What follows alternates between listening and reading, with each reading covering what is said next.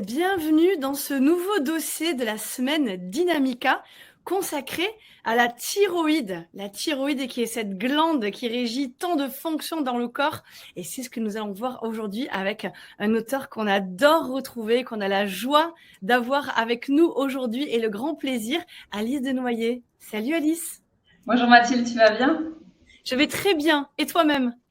Très bien, je suis ravie de partager ce nouveau dossier avec vous. Nous aussi, on est ravis de te retrouver. Voilà, on sait à chaque fois à quel point tu vas au cœur de sujet avec beaucoup de minutie, beaucoup de professionnalisme, de perfectionnisme. Donc, on est ravis de t'avoir avec nous sur ce sujet parce que la thyroïde, c'est un sujet assez fondamental. Beaucoup de personnes souffrent d'un dérèglement, qu'ils soient au courant ou pas. Est-ce que tu vas nous parler aujourd'hui de toutes ces fonctions de ce petit papillon que nous avons au niveau du cou et voilà tout le fonctionnement pour que chacun peut-être trouve des clés s'il y a un souci à ce niveau-là. Et puis s'ils ne savent pas qu'ils ont potentiellement un déséquilibre hormonal, peut-être des petites clés pour aller creuser parce que ça peut beaucoup handicaper en fait d'avoir une thyroïde dérégulée. Exact. Et tu as complètement raison Mathilde en disant qu'il y a beaucoup de personnes qui souffrent de dysfonction de la thyroïde sans le savoir, qui accumulent des symptômes et qui vont de médecin en médecin en frappant aux portes de différents médecins sans savoir exactement qu'elles sont affectées par un dysfonctionnement de la thyroïde. Donc, si tu veux, on va revoir un petit peu l'ensemble de cette glande au niveau anatomique, physiologique, physiopathologique, c'est-à-dire quelles sont les éventuelles maladies de la thyroïde qui peuvent exister, comment on les détecte, comment on les traite surtout, et aussi du point de vue nutritionnel, est-ce qu'on peut faire quelque chose pour aider à réguler un petit peu cette thyroïde. Mais Mathilde, si certaines personnes ne me connaissent pas, est-ce que tu peux rappeler un petit peu qui je suis, d'où je viens, qu'est-ce que je fais? Mais j'allais y venir, chère Alice, j'allais y venir. Je te laissais faire cette belle introduction. Non, parce que sinon, je pensais qu'on allait directement dans le cœur du sujet. Terminer cette jolie introduction pour avoir un peu le plein et un peu l'idée de ce qu'on allait découvrir dans ce dossier.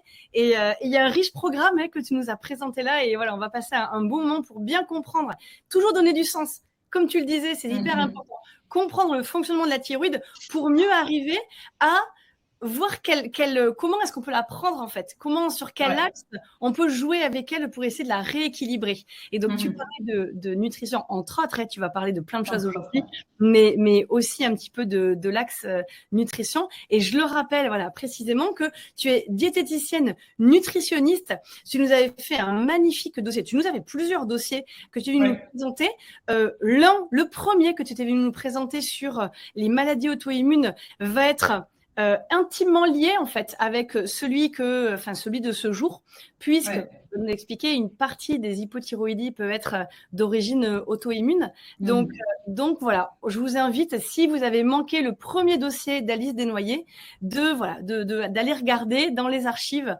Je crois que c'était en tout début d'année ou fin d'année dernière, je me souviens plus, où tu étais venue nous parler de ce dossier-là sur les maladies auto-immunes, qui était absolument magnifique, avec des bonus extrêmement riches, extrêmement pointus et sourcés.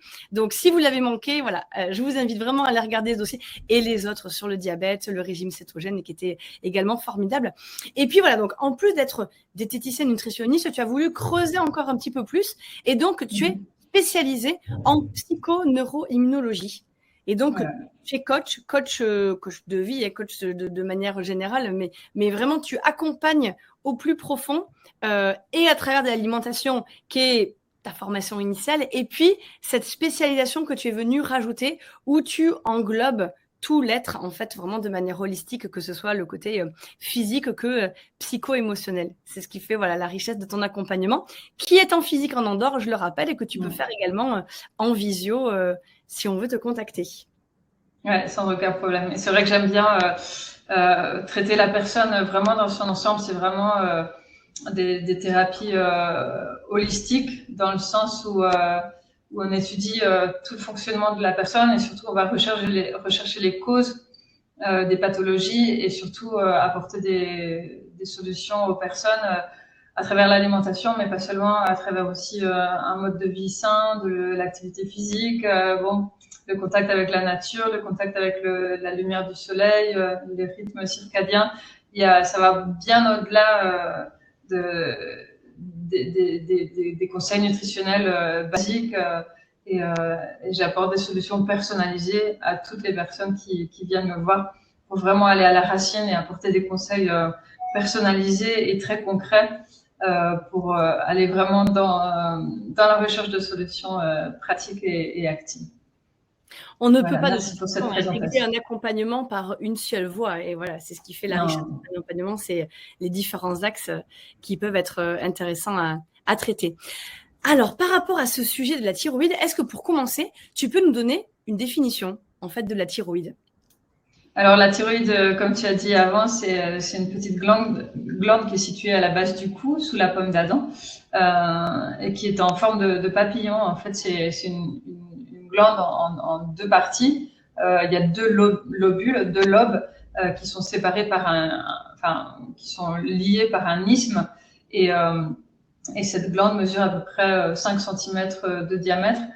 Elle est petite, mais c'est vrai qu'elle a des effets dans tout l'organisme et sur toutes les cellules. Et c'est une glande qui est souvent représentée comme un papillon. Et c'est vrai que dans plusieurs sources d'informations sur la thyroïde, on la représente symboliquement par un papillon parce que c'est vrai que c'est une forme qui rappelle un petit peu la forme du papillon. Donc c'est une glande exocrine, ça veut dire qu'elle produit des hormones qui sont principalement la T4 qui est la thyroxine et la T3 qui est la triiodothyronine. Il y a iodo parce que c'est une hormone qui utilise de l'iode pour être synthétisée. Et ensuite, on a la T3 reverse qui joue un rôle important aussi dans la thyroïde. Ces glandes thyroïdiennes sont synthétisées d'abord par l'hypophyse au niveau du cerveau et ensuite avec tout un mécanisme de régulation. Ces glandes vont être transportées dans tout l'organisme et jusqu'aux cellules en étant liées à des protéines spécifiques et elles vont être vraiment diffusées dans tout le corps et dans toutes les cellules pour avoir des fonctions vraiment précises dans tous les organes. On a une autre hormone qui est sécrétée par la thyroïde, qui est la calcitonine, qui consiste en l'incorporation de calcium dans les os. Donc, c'est une hormone qui est très, très importante aussi dans la création et le renforcement de la masse osseuse. D'accord. Donc, on voit les multiples fonctions. Jusqu'où joue cette petite glande? Jusqu'où l'impact peut être profond sur tout le fonctionnement.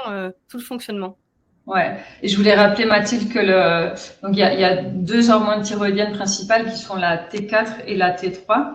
Et la T4, en fait, pour adopter sa forme active de T3, elle doit être convertie dans le foie. Donc l'hormone T4 doit être convertie dans le foie en hormone T3. Mais l'hormone vraiment active, c'est la T3 qu'on oublie souvent de doser dans les analyses, mais bon, ça, on verra ça dans un prochain chapitre. Et on a aussi une hormone qui est très importante, c'est la TSH, en anglais c'est la Thyroid Stimulating Hormone, c'est l'hormone qui stimule la thyroïde. C'est une petite hormone qui va dire par différents signaux à la glande thyroïde, on a besoin de toi, produis plus d'hormones, ou tu fonctionnes trop, réduis la production d'hormones. C'est un petit peu la TSH joue un rôle un petit peu de régulation de la production d'hormones thyroïdiennes. Et il y a un effet aussi de rétroalimentation négative sur la TSH, c'est-à-dire quand la thyroïde a produit suffisamment d'hormones, la TSH réduit son activité. Et au contraire, si on a besoin de plus d'hormones, la TSH s'active. Et donc la TSH est un moyen assez efficace pour détecter si on est en surproduction ou en sous-production d'hormones thyroïdiennes. Et on verra ça plus en détail quand on parlera des différents diagnostics de pathologie de la thyroïde. Tu vas nous réexpliquer tout ça. Plus en détail. Déjà, c'était très détaillé sur déjà avoir une idée, une carte en fait, un petit peu. Une carte de où elle se situe, comment ça se passe et ce qu'elle produit. Est-ce que tu peux maintenant nous parler, du coup, tu nous as parlé de ces différentes hormones, la TSH, la T3, la T4. Effectivement, on teste généralement la TSH et on oublie un petit peu les autres. Est-ce que tu pourrais nous expliquer un petit peu le fonctionnement, enfin les fonctions en fait, de ces différentes hormones, s'il te plaît? Alors, les hormones thyroïdiennes, surtout la T4 et la T3, dont la T3 qui est l'hormone la plus active, a des fonctions vraiment dans tout le système, dans tout l'organisme et dès la croissance de l'embryon et après la naissance du bébé, dans la croissance en général, la croissance osseuse, mais aussi le neurodéveloppement. Et le métabolisme aussi, le métabolisme, c'est comment l'organisme traite les macronutriments qui sont les protéines, les glucides et les lipides. Les hormones thyroïdiennes participent aussi à la régulation de tout un ensemble de processus chimiques dans le corps, régulent aussi la quantité d'oxygène qui arrive dans les cellules et la régulation des fonctions vitales comme la fréquence cardiaque, la combustion de calories, la santé de la peau, la production de chaleur, la fertilité et la digestion. Donc, si tu veux rentrer un petit peu plus dans le détail, les hormones thyroïdiennes ont une action précise sur le métabolisme de base, qui est le métabolisme de base. En fait, c'est la quantité d'énergie dont notre corps a besoin quand il est au repos. Donc, si on manque d'hormones thyroïdiennes, on a un métabolisme basal qui est ralenti. Et si on a une quantité suffisante d'hormones thyroïdiennes, on a une augmentation du métabolisme basal. Par l'action justement sur le métabolisme des protéines, des graisses et des glucides. On absorbe mieux les glucides, on a une meilleure mobilisation des graisses, donc on accumule moins de graisses, on utilise les graisses comme une source d'énergie, comme on a vu dans le dossier sur le régime cétogène. Et on a une création de masse musculaire via un bon métabolisme des protéines. Le point suivant, c'est la thermogénèse, c'est-à-dire la création de chaleur par l'organisme. On a évidemment besoin de créer de la chaleur, ou en tout cas de réguler la chaleur corporelle par rapport aux différentes fonctions de l'organisme et à la chaleur extérieure. On a besoin toujours d'être en thermorégulation. Et donc, les hormones thyroïdiennes aident à la production de l'ATP, qui, comme tu sais, sont des mini-moteurs d'énergie qui se trouvent au cœur des cellules, qui sont absolument nécessaires pour la création d'énergie et notamment de chaleur, puisque la chaleur du corps est de l'énergie.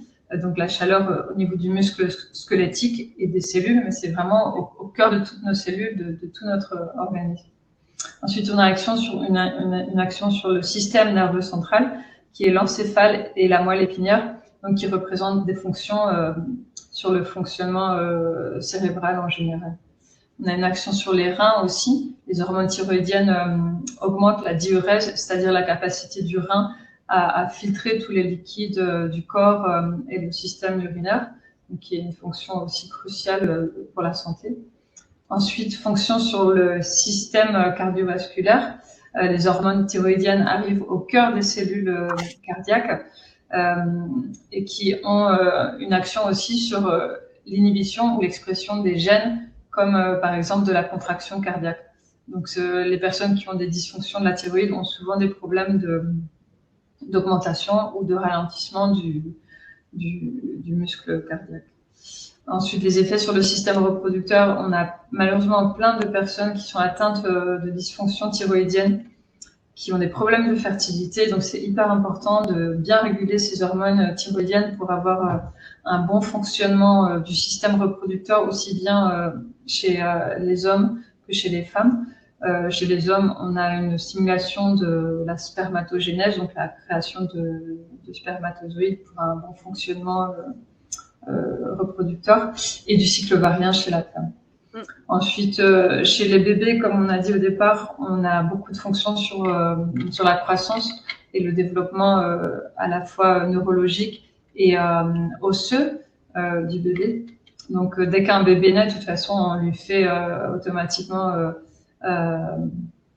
des tests thyroïdiens pour évaluer justement la quantité d'hormones thyroïdiennes pour prévenir ou détecter d'éventuels problèmes de croissance. Et on a aussi une fonction sur l'érythropoïèse qui est la génération de globules rouges qui servent à transporter l'oxygène dans le sang et jusqu'à tous les organes. Donc tu vois que les hormones thyroïdiennes ont un rôle vraiment multifonction, vraiment dans toutes les cellules, dans tous les organismes. Et c'est pour ça que c'est hyper important qu'on ait des pathologies diagnostiquées de la thyroïde ou pas, de vraiment prendre soin de notre santé thyroïdienne. Mais souvent, on s'en rend compte un peu tard quand on a justement été détecté, été diagnostiqué d'une pathologie thyroïdienne. Oui, généralement, on s'en rend compte quand vraiment il y a une accumulation très très forte de signes cliniques qui fait que voilà, tu vas nous en parler de toute façon des signes qui arrivent, donc on va pouvoir les répertorier. Mais effectivement, on se rend compte à quel point c'est vertigineux, que ça joue sur le système nerveux, cardiovasculaire, les enfants, la croissance, tout ce qui est génital et reproductif. Enfin, c'est voilà, toute la liste que tu viens de donner. Le métabolisme, quand même, le métabolisme, c'est quand même la base en fait, du bon fonctionnement de la vitalité, du fait que voilà, on soit en bonne santé en fait. Donc ça, c'est vertigineux de se rendre compte à quel point cette petite glande agit sur tous ces domaines. Donc vraiment, d'où l'importance de penser, de la choyer et de porter attention sur elle. On voit donc du coup, on l'a dit, qu'elle peut rapidement être déréglée. Est-ce que tu pourrais nous parler un petit peu de tous les dérèglements possibles, de toutes les pathologies qui peuvent être liées, qui sont liées à cette glande, s'il te plaît. Voilà. Alors il y a plusieurs pathologies qui sont associées à une dysfonction de la thyroïde. Déjà au niveau épidémiologique, comme tu sais, c'est très très difficile d'établir des moyennes ou des chiffres vraiment fiables sur l'étendue des pathologies de la thyroïde. On a des chiffres qui vont de 0,25 à 4%, mais certains auteurs parlent de jusqu'à 20% de prévalence de maladies thyroïdiennes. Et c'est vrai, comme tu disais au départ, il y a plein de personnes qui sont atteintes de maladies thyroïdiennes qui ne le savent pas, parce que souvent les symptômes sont diffus. C'est un petit peu ce que je disais dans le dossier sur les maladies auto-immunes. Au niveau épidémiologique, c'est vraiment compliqué d'avoir des données fiables parce que en fait, les personnes qui sont diagnostiquées, c'est un peu la minorité en fait. Et c'est vrai qu'il y a certains auteurs qui insistent sur une prévalence qui peut atteindre dans les 20% de personnes atteintes d'une maladie auto-immune.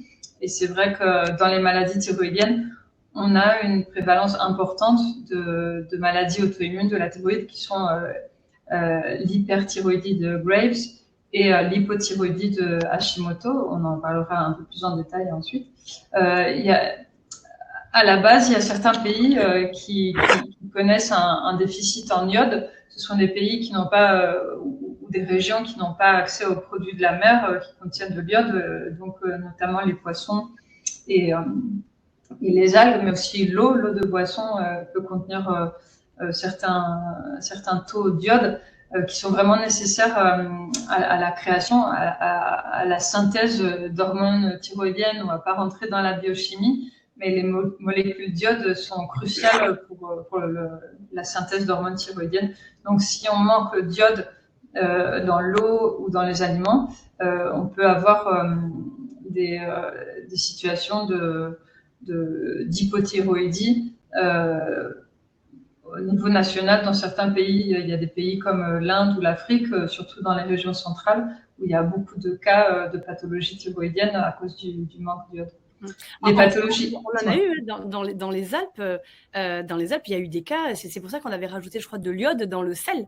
Mais dans les Alpes, il y a des cas de villages tout entiers où les habitants développaient des goitres énormes en hypothyroïdie. Voilà. Parce que ce que tu dis là, il n'y avait pas de contact avec la mer, donc pas de contact avec tout ce qui pouvait contenir naturellement de l'iode. Et effectivement, c'est important de le rappeler que une bonne alimentation équilibrée aussi contribue à ce bon équilibre. Mais voilà, c'est intéressant que tu en parles. Et c'est vrai qu'en général, dans nos sociétés développées, entre guillemets, on n'a pas forcément de manque d'iode, mais c'est vrai que si on vient d'une famille où on ne mangeait pas pas trop de poissons ou une famille oui, avec d'autres habitudes alimentaires, on peut développer des carences en iode qui peuvent provoquer vraiment des pathologies importantes de la thyroïde. On a aussi une différence de prévalence selon le sexe.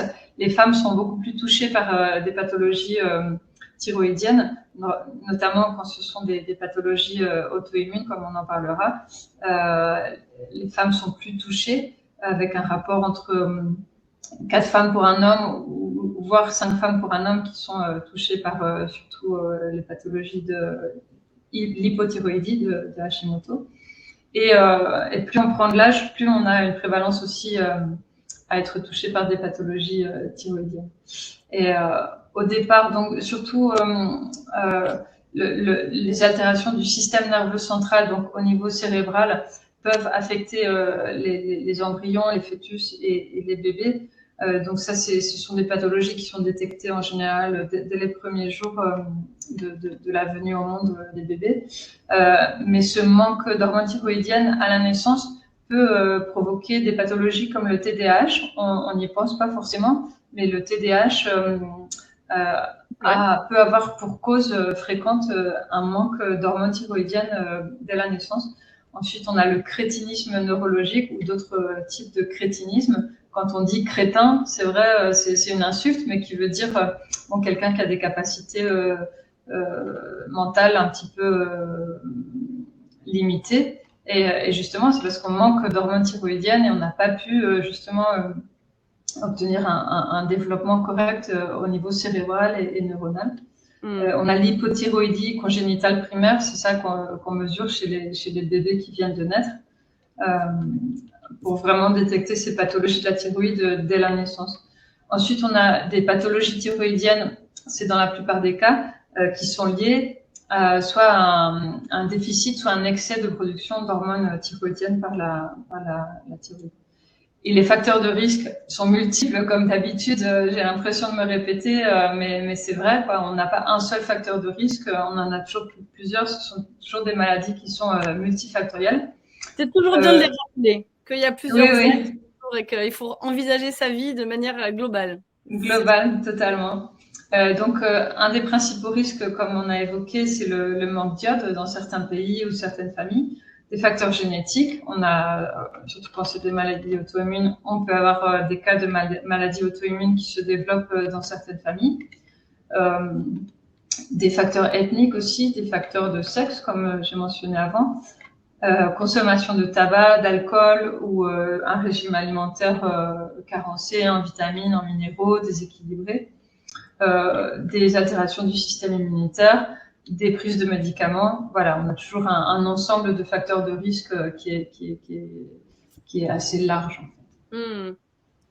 Non, mais du coup, voilà, on peut voir que, encore une fois, les axes et les voies pour entrer en déséquilibre sont multiples. Et on voit le différent, voilà, tu as parlé des différents signes un peu cliniques qu'on peut observer. Alors, quand on arrive à ces stades-là, effectivement, c'est que c'est avancé, mais voilà, c'est déjà des signes que tu nous partages là. Si on rentrait un peu plus dans les détails des différents déséquilibres, est-ce que tu pourrais nous expliquer un petit peu plus en quoi consiste? On va commencer par l'hyperthyroïdie, puisqu'après, il y a peut-être c'est un peu plus commun l'hypothyroïdie, même s'il y a de l'hyper. Est-ce que tu peux recommencer par l'hyperthyroïdie, nous expliquer un petit peu en quoi ça consiste? Voilà, alors l'hyperthyroïdie consiste en un excès de production d'hormones thyroïdiennes par la thyroïde. Donc, la thyroïde produit trop d'hormones, en fait, et dans ce cas-là, la TSH baisse à des niveaux proches de zéro, ce qui indique que l'hormone de stimulation de la thyroïde n'a presque pas d'activité puisqu'il y a trop d'hormones thyroïdiennes qui sont produites et donc ce trop plein d'hormones thyroïdiennes peut provoquer beaucoup de symptômes très dérangeants, très handicapants, comme des sauts d'humeur, de l'anxiété, de la fatigue, des palpitations. Donc, comme je te disais avant, on a une accélération du rythme des battements cardiaques puisque avec cette surproduction d'hormones thyroïdiennes, ça stimule plus le muscle cardiaque. Donc, on a des palpitations ou des attaques de tachycardie, une perte de poids, parce comme le métabolisme basal est accéléré, on perd du poids, on a une perte musculaire, on transpire beaucoup, on est intolérant à la chaleur. Donc la faiblesse musculaire liée à la perte musculaire par trop de dépenses au niveau des protéines, trop de métabolisme des protéines, une perte osseuse aussi, une baisse de la fertilité. Malheureusement, c'est un problème assez récurrent et vraiment très préoccupant pour les personnes concernées. Une baisse de la concentration, une altération de la peau et des cheveux. Souvent, on a la peau sèche, les cheveux secs et cassants, les ongles cassants aussi. Et au niveau de l'humeur, on est très irritable, très nerveux, on parle beaucoup. C'est vraiment un profil de personnes qui sont très, très nerveuses, très, très minces, très susceptibles, très irritables.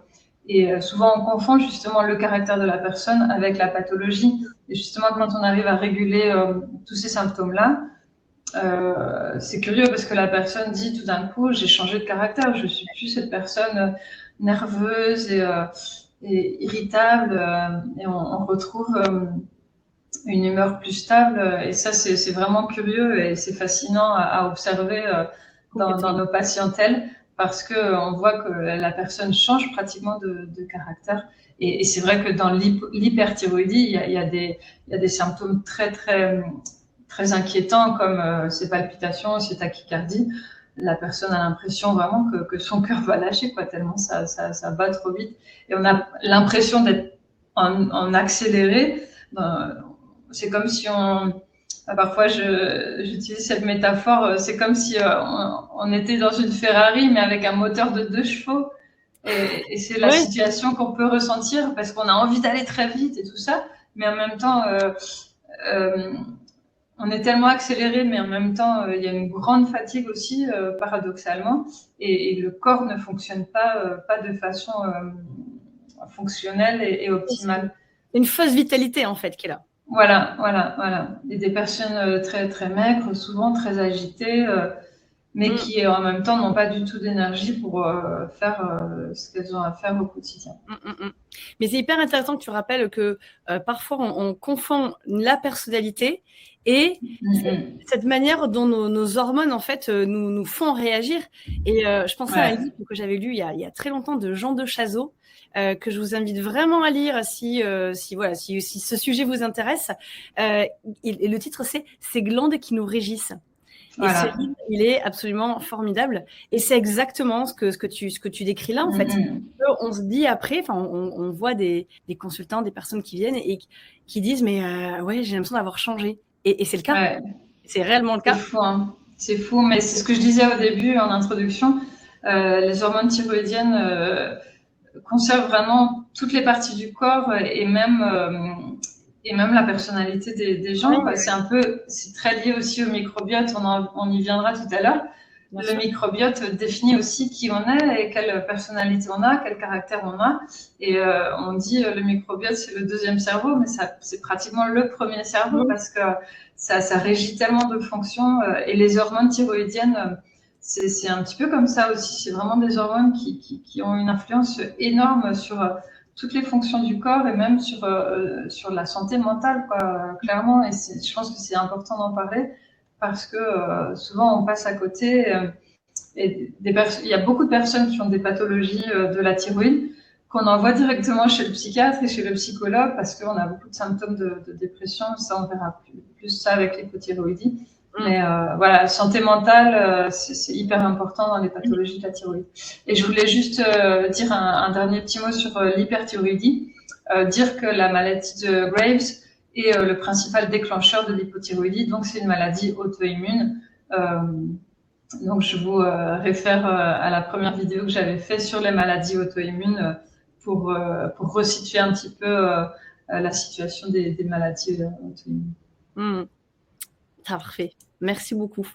Tu parlais à l'instant là des troubles psychologiques, un peu de dépression qu'on pouvait avoir en hypothyroïdie. Est-ce que tu peux nous parler maintenant de l'hypothyroïdie et des signes et en quoi consiste le fait d'être en hypothyroïdie?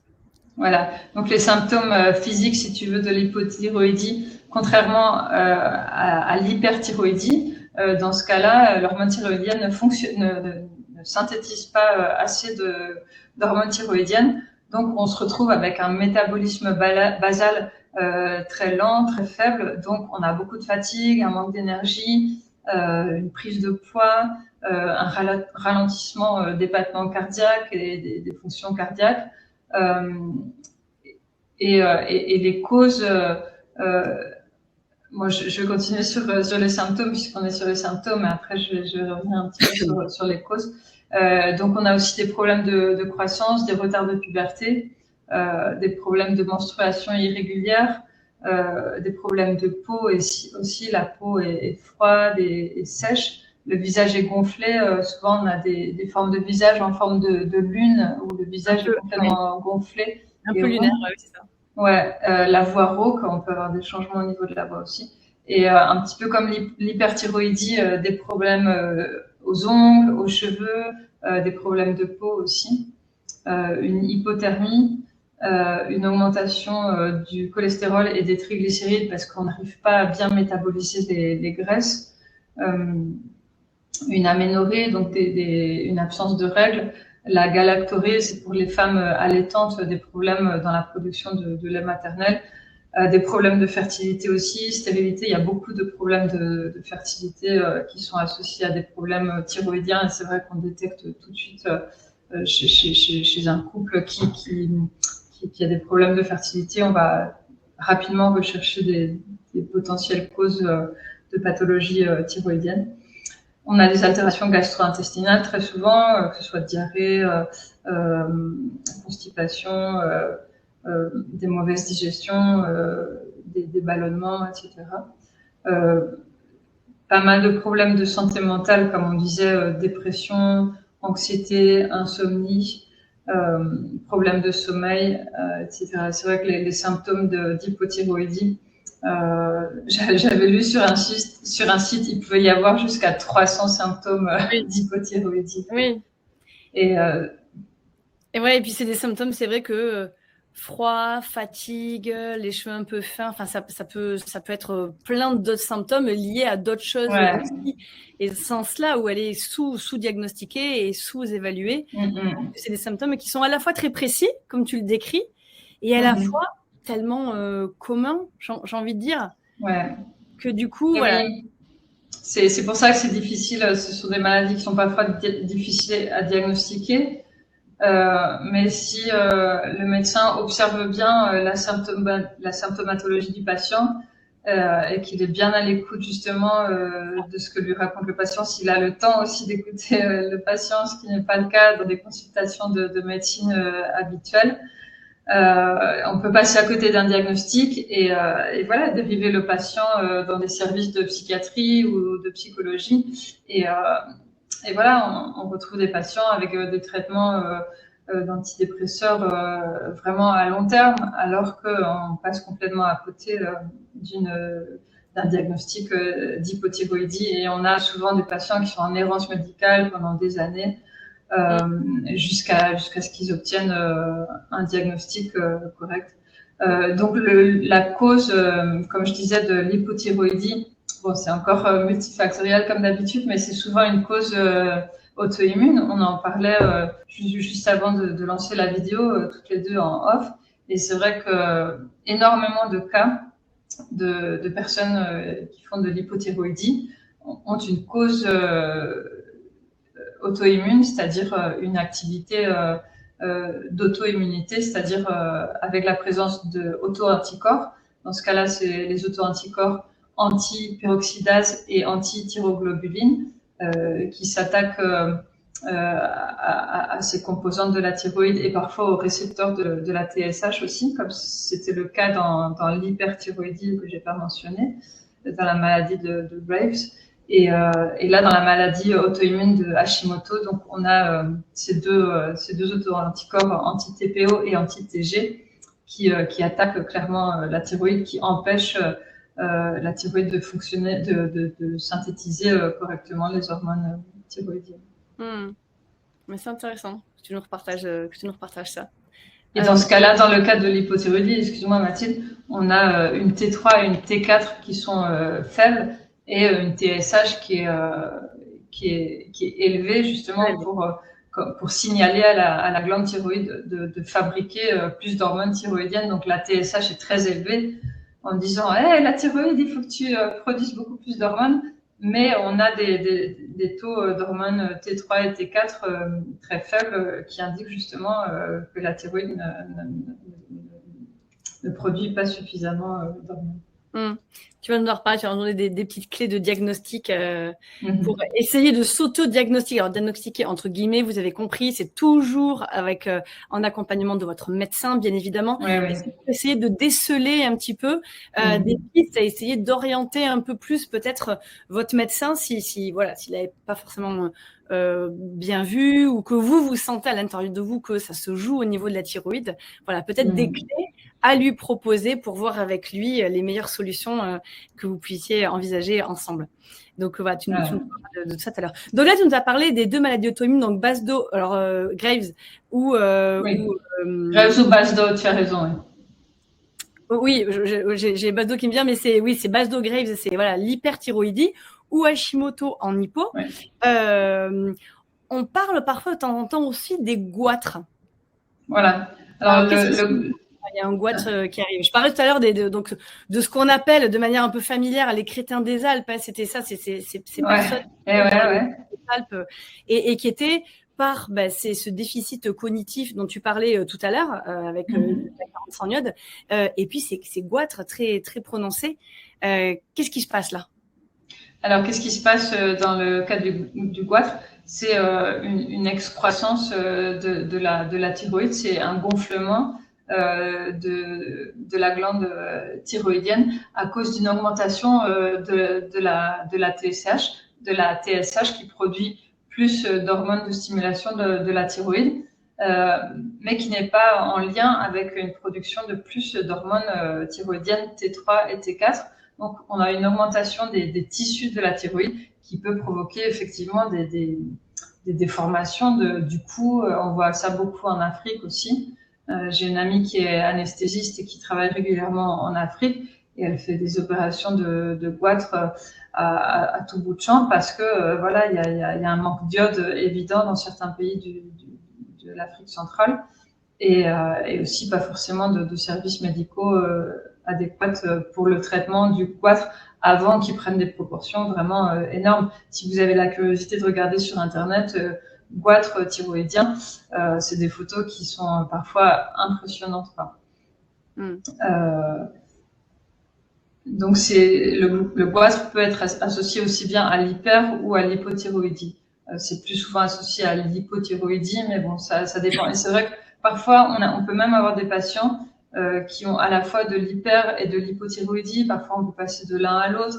Oui. Parfois, on peut être en hypothyroïdie, mais si on prend une dose d'hormones synthétiques trop important, on peut se retrouver avec des symptômes d'hyperthyroïdie. On en reparlera ensuite quand on passera au paragraphe sur le traitement ou les traitements. Donc c'est compliqué et c'est vrai que souvent la limite entre l'hyper et l'hypothyroïdie est très fine. Et parfois, voilà, on peut se retrouver avec les symptômes des 2 maladies, ce qui est franchement un cadeau pour personne. Je le recommande à personne. Et il faut être informé. Et comme tu disais avant, un patient qui est informé a beaucoup plus de chances de trouver les meilleures solutions pour sa santé. Et c'est vrai que c'est tellement fréquent maintenant qu'un patient arrive dans le cabinet du médecin, il a déjà lu plein de bouquins, il s'y est informé. Et voilà, c'est des patients qui ont plus de pouvoir qu'avant, et donc plus on aura d'informations sur le fonctionnement de notre corps, plus on pourra avoir une discussion vraiment enrichissante avec son médecin, parce qu'on aura déjà de l'information. On ne sera pas de simples récepteurs d'informations, mais on aura déjà commencé à prendre sa santé en main et accumuler de l'information sur notre santé. C'est vraiment un premier pas pour prendre sa santé en main, avec évidemment l'aide et le soutien de notre médecin, de notre équipe médicale, mais c'est déjà bien de faire un travail en amont pour justement distinguer les symptômes de l'hyper, de l'hypo, voir un petit peu... la connaissance fait le pouvoir. Toujours. Oui, complètement. Tout à l'heure, Ah pardon, je pensais que tu avais terminé sur le goitre. Vas-y, vas-y. Non, voilà. Le goitre, donc pour traiter les problèmes de goitre, mais bon, on viendra au traitement dans le prochain paragraphe. En général, le traitement du goitre consiste en le retrait de la thyroïde ou d'une partie de la thyroïde, justement pour enlever tous ces tissus qui sont produits de façon excessive au niveau de la thyroïde. D'accord. Alors, tu vas nous reparler parfois de quand on enlève et tout, donc peut-être que tu pourras nous faire un point sur les nodules. Juste avant, comme tout à l'heure, tu nous as parlé d'hypothyroïdie, comme on était quand même dans l'hypothyroïdie là, d'hypothyroïdie frustre. Est-ce que tu peux nous détailler un petit peu ce que c'est, l'hypothyroïdie frustre? J'allais en parler. C'est vrai qu'on en parlait en off toutes les deux avant de démarrer la vidéo. Il y a beaucoup de personnes qui arrivent en consultation qui ont des valeurs à peu près correctes, entre guillemets, je mets beaucoup de guillemets, au niveau de la T3, de la T4 ou même de la TSH, mais par contre qui présentent une symptomatologie clinique assez évidente de symptômes d'hypothyroïdie généralement, mais aussi d'hyperthyroïdie. Donc l'hypothyroïdie frustre, c'est quand on n'a pas d'auto-anticorps, donc on n'a pas diagnostiqué une maladie auto-immune de la thyroïde, mais on a quand même une TSH élevée. Mais par contre, l'hormone T4 dans les rangs, dans la fourchette de laboratoire conventionnelle, on va dire. Mais c'est quand même des personnes qui présentent des symptômes importants et dont il faut tenir compte. Voilà. Là, il faut s'écouter. Et là, c'est là où se faire confiance prend tout son sens, puisque les analyses disent à peu près que ça va. Norme labo, encore une fois, on en va en reparler. Mais à peu près que ça va, mais vous sentez bien qu'il y a un problème. Il y a un problème dans les signes que vous ressentez. Et donc là, il faut s'écouter. Parfois, c'est difficile quand on est face aux sachants, à la personne qui nous dit si on va bien ou on va pas bien. Mais voilà, c'est important d'arriver à se faire confiance et à dire ben non, je vois bien que moi dans mon corps, dans mon quotidien, c'est pas ça. Donc c'était bien que tu nous reparles de ça. Formidable, merci beaucoup. Et donc du coup, tu parlais tout à l'heure du goitre qu'on peut enlever. Parfois, on entend parler de nodules. Oui, alors on peut avoir des nodules thyroïdiens qui sont des accumulations de cellules qui peuvent, dans le pire des cas, devenir cancéreux, mais c'est pas ce qui se passe dans la plupart du temps. On a des nodules, même à l'heure où on se parle, Mathilde, toi et moi, et les personnes qui nous écoutent, ont plusieurs nodules dans l'ensemble de leur corps. Mais la plupart du temps, ces nodules sont bénins et donc il n'y a pas de raison de s'inquiéter.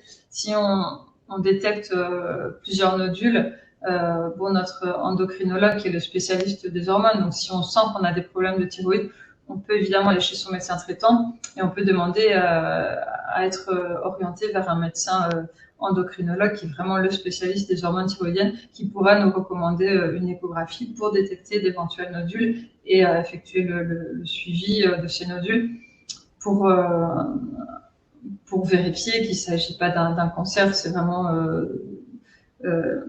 ça n'arrive pas très souvent, mais bon, il faut quand même faire le suivi des nodules. Et donc les cancers, donc il peut arriver qu'il y ait des cancers, tu en parlais, des cancers de la thyroïde.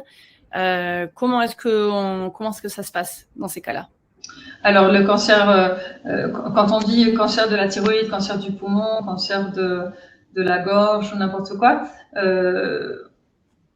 on parle de cette façon-là pour indiquer que les cellules cancéreuses ont été détectées pour la première fois dans cet organe ou dans ce tissu. Donc le cancer de la thyroïde, ça, par définition, c'est un cancer qui débute dans la thyroïde et souvent c'est un processus qui démarre justement par des nodules dans la thyroïde. Donc il faut en effectuer le suivi de façon précise. Et on a différentes sortes de cancers de la thyroïde qui peut être papillaire et folliculaire, médulaire ou un cancer anaplasique. Ça, c'est différentes sortes de cancers. On va pas rentrer là-dedans parce que c'est un autre sujet. Là, ça rentre dans la médecine oncologique. Mais voilà, il faut de toute façon demander des contrôles thyroïdiens régulièrement, justement pour écarter différentes pathologies de la thyroïde. Oui, oui. Alors, du coup, on en parlait, pour essayer de mieux se connaître et mieux gagner en confiance pour s'écouter, quels sont les petits signes, les tests à faire pour s'observer et alors je mets des guillemets parce que ce n'est pas un diagnostic, seuls les médecins font des diagnostics, mais pour s'auto-diagnostiquer dans le sens où essayer de trouver des petits signes qui témoigneraient de déséquilibres que l'on peut sentir. Bon, c'est vrai que j'éviterais quand même l'appellation s'auto-diagnostiquer parce que on peut pas vraiment s'auto-diagnostiquer. Mais comme ce qu'on disait avant, on peut lire beaucoup. Si on soupçonne des pathologies thyroïdiennes ou si on a quelqu'un dans notre famille qui a souffert de problèmes thyroïdiens, on peut s'y intéresser. Si on se retrouve un petit peu dans les symptômes qu'on a mentionnés auparavant, si ça nous parle, on peut aller un petit peu au-delà. Mais à ce moment-là, c'est aussi simple qu'on demande un rendez-vous à son médecin généraliste et on lui demande une exploration de la thyroïde, donc par palpation. C'est la première chose que les médecins font. Ils palpent la thyroïde, ils voient si la thyroïde est plus grosse qu'elle devrait être. Donc ça, par palpation, quand on a un goitre, donc c'est-à-dire un agrandissement anormal de la thyroïde, le médecin peut facilement détecter un goitre. Mais c'est vrai que les tests diagnostiques les plus fréquents sont des tests sanguins qui vont mesurer la T3, la T4 et la TSH. Justement, se faire confiance pour bien demander à son médecin, analyser les signes dont tu as parlé. Et c'était en ce sens-là, s'auto-diagnostiquer, évidemment, c'est pas le mot. Mais pour vraiment insister auprès de son médecin, parce que en France, souvent, la thyroïde, c'est la TSH.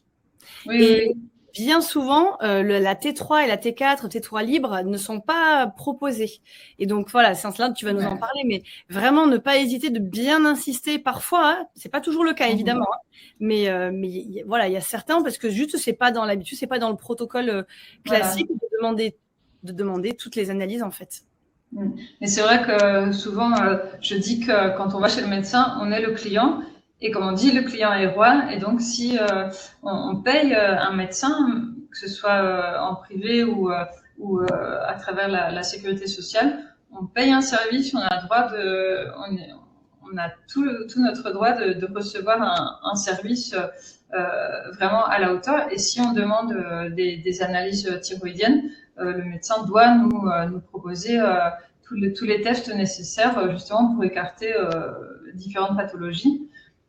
C'est vrai que le test le plus courant, c'est la TSH et souvent la T4 totale. Il y a une différence entre les valeurs thyroïdiennes totales et libres. Donc la T3 et la T4 totale, c'est l'ensemble des hormones thyroïdiennes qui circulent dans tout l'organisme, mais la plupart du temps, elles sont accrochées à des protéines qui s'appellent les globulines. Et donc, on a du mal à évaluer les hormones qui sont vraiment actives, qui arrivent vraiment au cœur des cellules. Et ça, ces hormones actives qui arrivent au cœur des cellules, c'est la version libre de ces hormones, c'est-à-dire la T3 libre et la T4 libre. Et souvent, on mesure la T3 ou la T4 totale. Et si on a les valeurs de T3 ou T4 libres, c'est beaucoup plus parlant pour savoir exactement la quantité d'hormones qui pénètrent vraiment pour avoir tous les effets bénéfiques et indispensables dont on a parlé sur vraiment toutes les cellules de l'organisme.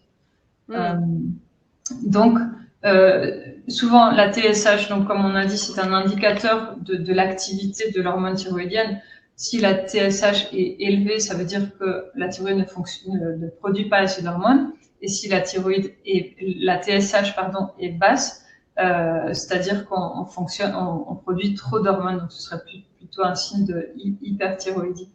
Mais par contre, il y a un consensus médical actuel qui préconise de commencer un traitement pour l'hypothyroïdie quand la TSH est à 10 ou au-dessus de 10. Et on a des valeurs optimales. On les élaborera et on vous les partagera dans le bonus qui sera disponible en même temps que le dossier sur les valeurs optimales qui sont attendues de toutes les hormones thyroïdiennes pour être en bonne santé. C'est pas, ça va au-delà des valeurs standards qui sont indiquées sur notre bilan thyroïdien quand on demande justement une évaluation de ces hormones thyroïdiennes. Il y a vraiment une différence entre le rang, la fourchette qui apparaît sur notre bilan thyroïdien et les valeurs qui permettent un fonctionnement optimal de la thyroïde. Donc, vous trouverez en bonus, voilà, le détail, la fourchette, vous regarderez, vous pourrez, si vous avez vos analyses, pouvoir regarder comment est-ce que vous vous situez pour peut-être affiner. Et même si vous êtes sous traitement, parce qu'on peut être sous traitement, et tu vas nous en parler, des différents traitements, continuer à tester uniquement la TSH, et en fait, pas vraiment se rendre compte si les traitements fonctionnent bien, sont efficaces, si les dosages sont bons. Tu nous parlais vraiment de la minutie avec laquelle ça se passe et qu'on peut rapidement passer d'hypo en hyper, c'est de l'horlogerie, vraiment. Et donc, c'est important, même sous traitement, si vous êtes en hypothyroïdie et que vous prenez l'évothyrox, par exemple, continuez malgré tout à tester l'ensemble de ces hormones thyroïdiennes. Exact. Et tu vas nous en reparler de tout ça. Est-ce que tu voulais rajouter quelque chose par rapport au diagnostic, au test que l'on peut faire sur soi pour essayer de mieux comprendre et de mieux analyser notre thyroïde? Alors, il y a d'autres tests qu'on peut réaliser ou que notre endocrinologue ou notre médecin traitant peut nous recommander. Il peut nous recommander de faire une échographie de la thyroïde si on suspecte des nodules ou pour vérifier simplement des modifications de la taille ou de la forme de la glande qui peuvent indiquer soit des nodules, soit un goitre éventuellement. On peut utiliser une méthode avec de l'iode radioactif pour vérifier justement ces changements dans l'anatomie de la thyroïde. On peut demander des tests d'auto-anticorps si on soupçonne une maladie auto-immune, que ce soit Basedow-Graves pour l'hyperthyroïdie ou Hashimoto pour l'hypothyroïdie auto-immune. Et c'est vrai que souvent les médecins passent complètement à côté de ce test d'auto-anticorps. Mais si les auto-anticorps apparaissent positifs, c'est clairement un processus d'auto-immunité. Et là, on pourra clairement affiner, si tu veux, nos actions, que ce soit en alimentation, en mode de vie. Si on sait qu'on a un processus d'auto-immunité qui est en marche, on peut vraiment agir. Et là, je vous ressors. Voilà, je vous indique à nouveau la première vidéo sur les maladies auto-immunes où vous trouverez vraiment pas mal d'informations, surtout sur l'alimentation et les maladies auto-immunes. On peut aussi effectuer une biopsie si on a une suspicion de cancer. Voilà, ça c'est tous les tests qu'on peut demander à notre médecin si on suspecte une éventuelle dysfonction de notre thyroïde. Merci beaucoup. Là, c'est bien exhaustif. Donc, voilà, on a toutes les clés pour aller creuser un petit peu dans cette direction. Quels sont les traitements qui sont possibles? Donc, il y a des traitements allopathiques, médicamenteux, hormonaux, et puis après d'autres. Est-ce que tu peux commencer par ces traitements-là? Comment est-ce qu'on peut... alors là, évidemment, on ne le fait pas seul. C'est le médecin qui nous dit cela. Quelles sont les différences entre les différents traitements qui existent? Alors, il y a plusieurs traitements, mais on va surtout parler du traitement pour l'hypothyroïdie, donc la production insuffisante d'hormones thyroïdiennes. Donc, dans ce cas-là, qui est le plus commun, voilà. Dans ce cas-là, on va adopter un traitement de remplacement d'hormones thyroïdiennes naturelles par des hormones synthétiques. Donc, soit un traitement avec la T4 seule, qui est le traitement typique lévothyrox. On peut aussi adopter un traitement de T3, qui est donc l'hormone la plus active, l'hormone thyroïdienne la plus active. Il y a des traitements combinés aussi T3, T4, qui sont un petit peu difficiles à doser. Et l'objectif de ces traitements de remplacement hormonal pour l'hypothyroïdie sont surtout la réduction des signes et des symptômes très handicapants, comme on a vu avant. Sinon, quand on a une augmentation de la taille de la glande thyroïdienne ou en cas de cancer, on peut effectuer une ablation totale ou partielle de la thyroïde. D'accord. Ok, eh ben super. Ben voilà, donc on voit voilà, les différents traitements. Et puis voilà, encore vraiment s'écouter et se faire doser parce que on peut prendre cette médicament, ces médicaments, ces compléments hormonaux, et puis pas forcément sentir, ou alors un peu l'effet placebo qui peut arriver en disant je prends ça donc je vais mieux, mais les signes sont toujours là. Donc vraiment, voilà, encore, voilà, comme tu le partageais, regardez, allez se faire tester pour voir si, comme tu le disais au début du webinaire, au début de ce dossier, il y a une partie qui est transformée dans le foie. Donc, voilà. un dysfonctionnement de foie, si on envoie de la T4, voilà. mais que le foie ne fait pas le changement, en fait, la transition, c'est pas vraiment une transition, mais en fait, voilà. La conversion. Le mot ne me vient pas. La conversion, je te remercie. Voilà. Bah, du coup, on peut pas savoir, et finalement, ce qu'on prend, pas dire que ça ne sert à rien, mais les symptômes ne sont pas réduits. Donc, on en reparlera après. On va parler plus en détail des traitements pour l'hypothyroïdie. On verra qu'il y a pas mal de précautions à prendre si on veut absorber son traitement de façon optimale et avoir tous les effets bénéfiques du traitement de remplacement hormonal. Mais c'est pour ça que c'était bien que tu nous reparles. C'était génial que tu nous expliques comme ça de manière complète au début de ce dossier comment est-ce que ça fonctionne dans le corps pour bien comprendre que tout ne se joue pas uniquement au niveau de la glande. Du coup, est-ce que là, tu peux nous parler de l'alimentation ? Oui, mais avant, Mathilde, j'indiquerai plus de détails sur les traitements. Alors, bah, vas-y. Je pensais que tu avais terminé sur les traitements. Non. Il y en a un petit peu plus. Je vais aller assez rapidement parce qu'on est proche d'une heure de vidéo, donc je vais aller plus rapidement. Donc, le traitement de premier choix pour réguler les symptômes d'hypothyroïdie sont la lévothyroxine, qui est le principe actif, et le nom commercial, c'est le Levothyrox, qui est la T4 synthétique. Donc, c'est un traitement qui a été créé en 1949. C'est le traitement le plus utilisé pour traiter l'hypothyroïdie. Et les avantages de ce traitement, ce sont des effets secondaires réduits. Bon, ça, on pourra en reparler un petit peu. Et, une facilité d'administration, parce que c'est simplement un comprimé à prendre une fois par jour. Une bonne absorption intestinale, ça aussi, c'est à prendre avec des pincettes parce qu'il y a pas mal de difficultés d'absorption si on respecte pas quelques critères précis. Et le faible coût, c'est vrai que c'est un médicament qui coûte pas cher, qui est bien remboursé. Le dosage de cette hormone thyroïdienne est calculé en principe selon l'activité résiduelle de la glande thyroïdienne, parce que souvent on a des altérations de la glande, mais elle continue quand même à produire une certaine quantité d'hormones. Donc le dosage se fait aussi en fonction du poids du patient, de l'âge, du sexe, de l'index de masse corporelle et aussi de la TSH. Donc c'est un dosage très précis. C'est un peu un travail de refaire, voilà, je trouvais pas le mot. C'est un dosage assez minutieux à trouver, qu'on ne trouve pas forcément dès le premier essai. Il faut souvent faire des ajustements, revenir chez le médecin, refaire des prises de sang pour ajuster vraiment le traitement au maximum. Les objectifs du traitement hormonal, c'est surtout une réduction des symptômes qui sont... On a dit qu'il existe une liste de 300 symptômes d'hypothyroïdie, donc il y a vraiment beaucoup de symptômes. Le but, c'est d'atteindre l'euthyroïdie, c'est-à-dire l'euthyroïdie, c'est une production normale d'hormones thyroïdiennes, contrairement à l'hyperthyroïdie, qui est une production trop importante d'hormones, et l'hypothyroïdie, qui est une production trop faible. On aimerait bien être en euthyroïdie, c'est-à-dire avoir une production juste normale d'hormones thyroïdiennes, juste pour être bien et fonctionnel.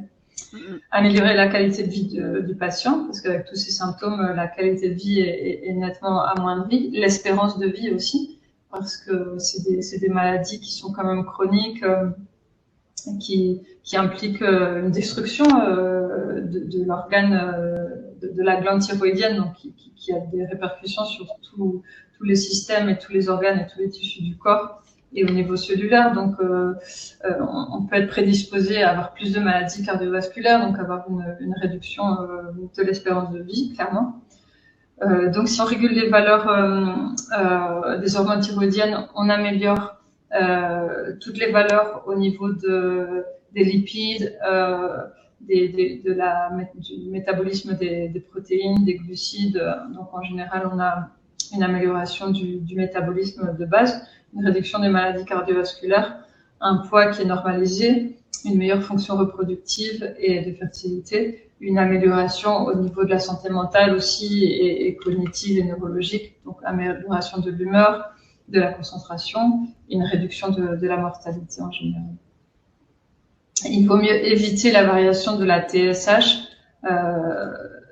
qui peut être très très variable, et j'en parle bien parce que je l'ai vécu, et je me suis baladée entre l'hyper et l'hypo pendant de longs mois, qui ont été vraiment horribles, et c'est vrai que ces variations de la TSH, outre provoquer des symptômes vraiment handicapants, ont une influence sur la santé cardiovasculaire et sur éventuellement plus de risques de mortalité liés à des maladies cardiovasculaires. Donc le traitement pour l'hypothyroïdie chronique, c'est un traitement à vie, et donc d'où l'importance de la régularité du traitement, de l'administration du médicament et du dosage. Comme j'ai dit avant, il y a des précautions à respecter par rapport à l'absorption du lévothyrox sur l'organisme. Il faut absolument prendre son comprimé à jeun, soit le matin à jeun, soit éloigné des repas au moins 2 heures, 3 heures avant et après les repas. Il faut éviter de consommer du pamplemousse. Le pamplemousse a des composants qui peuvent avoir des altérations avec plein de médicaments, dont la lévothyroxine. Éviter aussi le café, les fibres, le soja, etc. Et souvent, on fait pas attention, mais ça m'est arrivé aussi de prendre mon petit-déj avec un pamplemousse ou avec du soja, de la boisson au soja ou du café. Ouais. Et, mais non, il faut faire comme l'argile, par exemple, faire des cures d'argile, spiruline, clamate aussi. Je crois que ça chélate également les principes. Ouais, c'est hyper important que ce que tu dis là, de rappeler ça.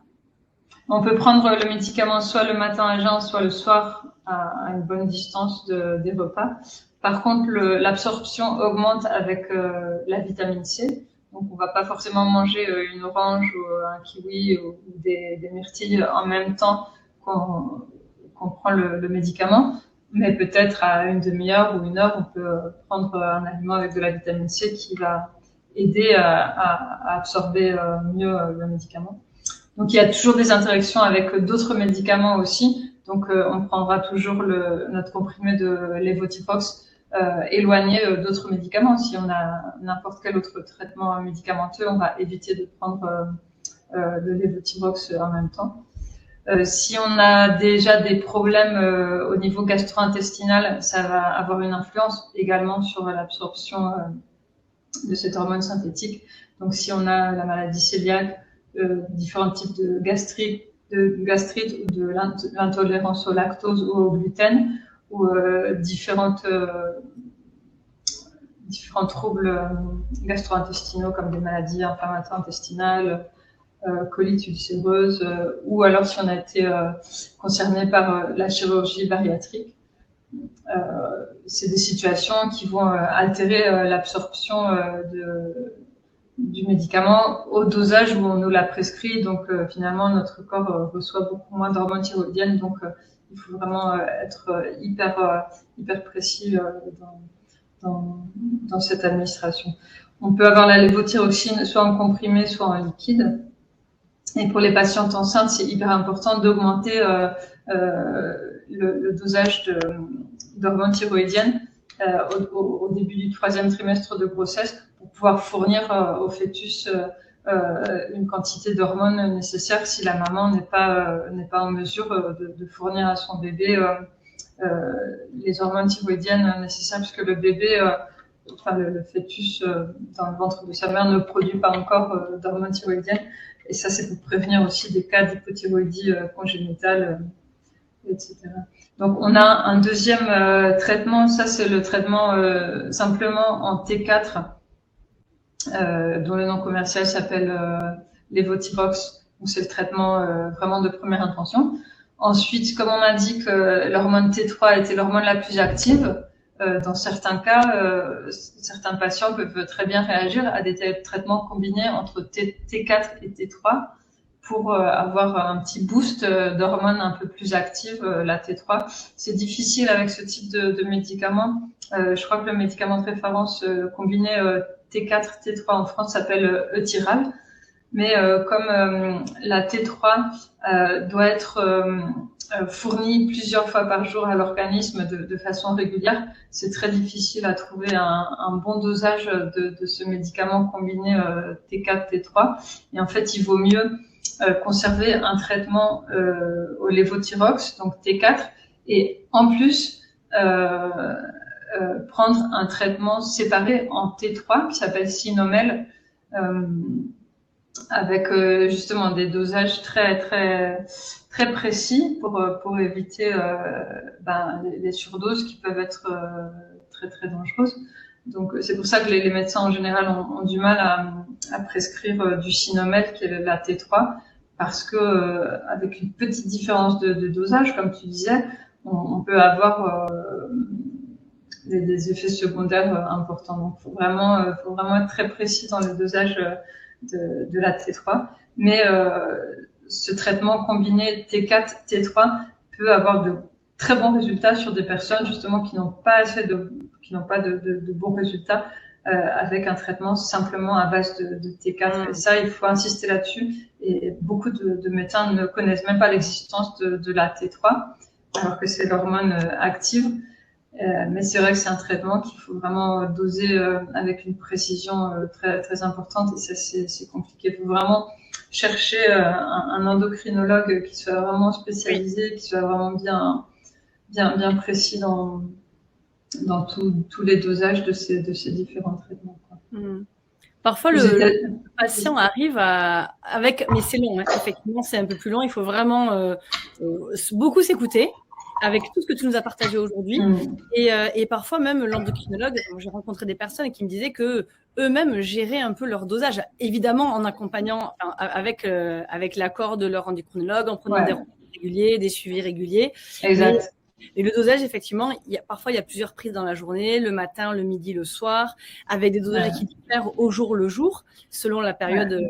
Parfois pour les femmes d'ovulation, enfin il y a vraiment des dosages comme ça à réguler, mais les résultats, comme tu le disais, sont sensationnels. Quand on arrive à trouver c'est formidable, hein. C'est formidable. Merci pour les explications. C'est intéressant de bien voir la différence T3, T4, le total, le libre. Enfin voilà, tu nous as donné plein d'éclairages là pour mieux comprendre. C'est toujours pareil, pour mieux comprendre et du coup pour mieux appréhender les réponses qu'on peut donner à son corps.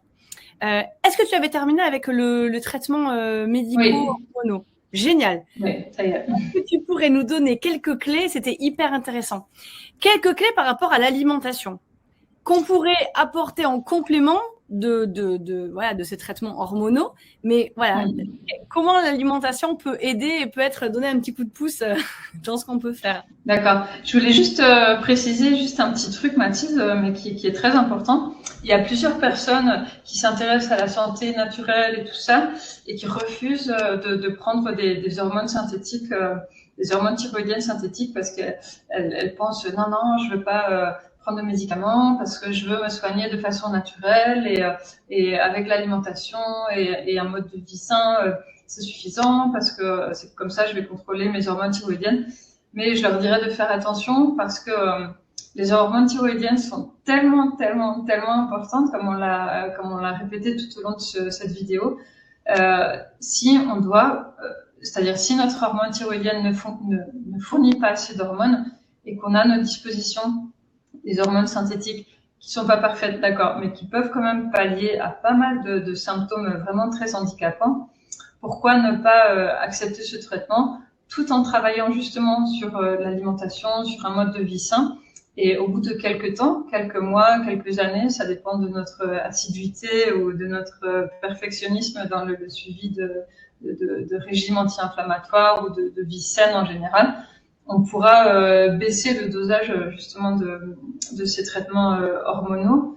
Mais je voudrais vraiment faire passer le message que les hormones thyroïdiennes, qu'elles soient naturelles ou synthétiques, elles sont tellement importantes qu'il faut mieux suivre un traitement, même s'il est synthétique, mais qui va quand même nous apporter des hormones thyroïdiennes qui sont tellement nécessaires à une bonne qualité de vie, à réduire tous ces symptômes. Et donc, n'ayons pas peur de prendre ce traitement-là, quitte à réduire le dosage plus tard quand on verra via nos bilans sanguins on se rapproche de valeurs optimales et qu'on peut réduire le dosage petit à petit. N'ayons pas peur du traitement hormonal synthétique, parce que ce sera toujours pire de vivre avec des symptômes horribles de hypothyroïdie ou d'hyperthyroïdie, plutôt que prendre un comprimé tous les jours en faisant attention des difficultés d'absorption, voilà, en respectant quelques paramètres pour optimiser l'absorption du médicament. Mais voilà, il faut, si notre corps produit pas assez d'hormones thyroïdiennes, acceptons d'en recevoir avec un traitement synthétique et ça va nous apporter une bien meilleure qualité de vie, ça va réduire nos symptômes. Moi, personnellement, j'ai réduit de 95% ou plus mes symptômes d'hypothyroïdie. Moi, je cochais toutes les cases dans tous les symptômes qu'on a mentionnés avant, à la fois de hyper et de hypo, parce que je me suis baladée entre les deux. Maintenant, j'ai presque plus de symptômes et je remercie mon traitement synthétique, mon traitement hormonal d'hormones thyroïdiennes synthétiques, parce que ça m'aide simplement à mieux vivre, avoir toutes mes capacités cognitives, mes capacités physiques, intellectuelles, mentales. Et j'ai oublié tout ce qui est dépression, fatigue chronique, douleurs articulaires. Donc, n'ayez pas peur vraiment du traitement hormonal thyroïdien. Et en alimentation, on peut faire beaucoup. Là, c'est pareil, je vais vous rediriger vers la première vidéo qu'on avait fait sur l'alimentation anti-inflammatoire pour les maladies auto-immunes. Et ce qu'on a vu dans le cas des pathologies thyroïdiennes, les deux maladies principales sont deux maladies auto-immunes, de hyper et hypothyroïdie. Donc, on conseille vivement d'adopter un régime anti-inflammatoire à base d'aliments naturels, bio le plus possible, une alimentation très simple à base de protéines animales, viande, œufs, poissons, fruits de mer, des graisses, des bonnes graisses comme l'huile d'olive ou l'huile de coco, les avocats, les fruits secs. Ensuite, des glucides à faible charge glycémique, c'est-à-dire qu'ils ne font pas trop augmenter la glycémie, donc le taux de sucre dans le sang, comme des légumes verts surtout, des légumes variés, des légumes racines et des fruits, 1 ou 2 fruits par jour pour pas trop faire bondir non plus la glycémie et éviter les fruits trop sucrés. On a beaucoup de personnes avec des pathologies intestinales qui répondent très bien à un régime anti-inflammatoire. Quand on améliore la santé digestive, on améliore forcément la santé immunitaire, on améliore forcément les symptômes, que ce soit digestifs, hormonaux ou des symptômes de santé mentale aussi, comme on en a parlé. On arrive à réguler l'indice de masse corporelle, à réguler le poids, à réduire tous ces symptômes horribles et à améliorer notre vie simplement à long terme. En adaptant aussi, on ne va pas appliquer le même régime anti-inflammatoire à toutes les personnes parce que chacun peut avoir des sensibilités particulières. Donc, on va se rendre chez son nutritionniste ou diététicien de confiance qui va élaborer pour nous un régime personnalisé, spécifique selon nos spécificités, nos sensibilités, nos allergies, nos intolérances. Mais vraiment un régime anti-inflammatoire basé sur des aliments naturels peut faire vraiment toute la différence dans ces symptômes. Oui, une alimentation riche, variée, végétale, de saison, du bon gras, ce que tu nous dis toujours, ça fait toujours des merveilles. Est-ce qu'en complément de l'alimentation, il y a des compléments alimentaires? Tu nous parlais de l'importance au démarrage du sélénium, du zinc. Est-ce que tu conseilles de prendre des compléments en plus de l'alimentation si vraiment il y a besoin d'un dosage plus important à prendre en plus? Alors, moi, Mathilde, tu sais que je suis pas trop branchée complément alimentaire. Mais par exemple, si tu me montres un bilan sanguin avec un gros déficit en vitamine D qui est très fréquent chez la plupart des personnes, même si on prend le soleil, parce qu'il suffit pas de prendre le soleil pour bien fixer la vitamine D. C'est lié au calcium, c'est lié au contact avec le soleil, etc. Et pas derrière une vitre, mais contact direct avec le soleil. Ça pourra faire l'objet de tout un dossier. Et donc les compléments alimentaires, oui, si c'est justifié par un bilan sanguin avec des déficits vraiment concrets. Mais c'est vrai qu'il y a plein d'études scientifiques qui ont démontré un lien évident entre un déficit de vitamine D et l'augmentation des cas ou des symptômes de Hashimoto. Donc, dans ce cas-là, évidemment, on peut prendre des suppléments en vitamine D, mais aussi manger des aliments qui sont riches en vitamine D, qui se trouvent surtout dans des protéines d'origine animale. On a une grosse relation entre le manque de vitamine D et l'augmentation des auto-anticorps thyroïdiens. Le sélénium joue un rôle aussi très important dans l'amélioration des symptômes et des paramètres de Hashimoto. Le sélénium, on en trouve beaucoup dans les fruits de mer, beaucoup aussi dans les noix du Brésil. On peut prendre simplement 2 noix du Brésil par jour pour assurer un taux idéal de sélénium. Il vaut mieux les acheter dans leur coque que sans leur coque pour préserver tous les nutriments. Ensuite, on a différents minéraux comme le zinc aussi qu'on retrouve aussi beaucoup dans les fruits de mer qui sont hyper importants pour réguler les hormones thyroïdiennes. L'iode aussi est crucial, comme on a vu au début. Il faut éviter, il faut faire très attention. C'est toujours des questions de dosage très précis. Des personnes qui ont des problèmes de thyroïde, qui prennent des suppléments en iode, il faut faire très attention parce que autant on a énormément besoin d'iode pour réguler les hormones thyroïdiennes, mais si on prend trop d'iode, on peut se retrouver avec des problèmes aussi d'excès d'iode qui ont des effets négatifs aussi. Donc, il faut toujours trouver un juste équilibre et se faire tous les tests sanguins correspondants, aussi bien en termes d'hormones thyroïdiennes que de vitamines et de minéraux. Et si vraiment on a un très fort déficit en vitamine D, sélénium ou zinc, on peut prendre des compléments alimentaires, mais passons d'abord par l'alimentation pour essayer de réguler tout ça de façon plus physiologique avant de compléter par des compléments alimentaires qui sont pas forcément dosés à un niveau physiologique. Génial. Merci beaucoup. Merci infiniment, Alice. On a bien compris à ce que tu nous as partagé qu'il s'agit d'individualiser en comprenant bien ce que tu nous partages. Le mode de vie est important et est différent pour chacun. Oui. Il faut vraiment personnaliser les traitements, aussi bien le traitement d'hormones thyroïdiennes synthétiques. Aux États-Unis, ils ont un traitement hormonal naturel qui vient de glandes thyroïdiennes de porcs desséchés. C'est un peu dégoûtant à dire comme ça, mais bon, c'est comme ça. Les porcs aussi ont leurs glandes thyroïdiennes. C'est vrai, les extraits thyroïdiens de porcs sont très bien acceptés dans certains pays, mais bon, ici en Europe, on ne peut pas en bénéficier. Donc, limitons-nous au traitement qui est disponible actuellement, le traitement synthétique. Et surtout, optimisons notre alimentation anti-inflammatoire, comme d'habitude, un bon hygiène de vie, de l'activité physique, contact avec la nature, contact avec le soleil, bonne relation sociale, gestion des émotions, gestion du stress, je le répéterai pas assez. Et tout ça, ça fait une santé globale, holistique, naturelle et synthétique. Mais bon, quand on a besoin du synthétique, on l'accueille avec plaisir. Si c'est pour améliorer notre qualité de vie, pourquoi pas. Et surtout, on s'informe, on lit des bouquins. Il y a plein de bouquins qui existent. On pourra en reparler lors du webinaire.